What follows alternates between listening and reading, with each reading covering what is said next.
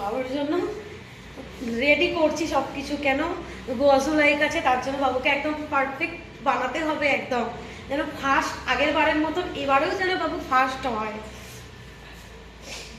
First আমি নিজের থেকে যেন করতে পারি। একেবারে এত সুন্দর সাজিয়েছিলাম যে এখনো পুরো আমার মাথায় রয়েছে। এরপর দেখি না কেমন লাগছে। ভালো লাগছে। হ্যাঁ লাগছে, ঠিক আছে। একটু পেছো, একটু পেছো।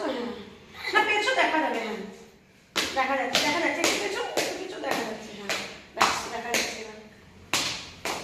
আমার ইচ্ছা, খুব ইচ্ছা যে ও যেন ফার্স্ট হয়। মানে মানে আমি যতটা পারি বাবুকে, মানে কি বলে ওটাকে, মানে যতটা পারি ততটা চেষ্টা করব সব কিছু করার একদম পারফেক্ট।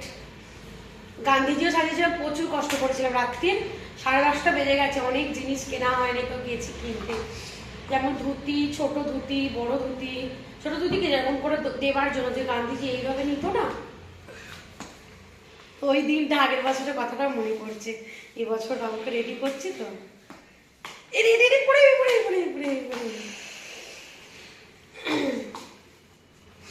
চলো, ধরো পায়ে দেখাই কেমন।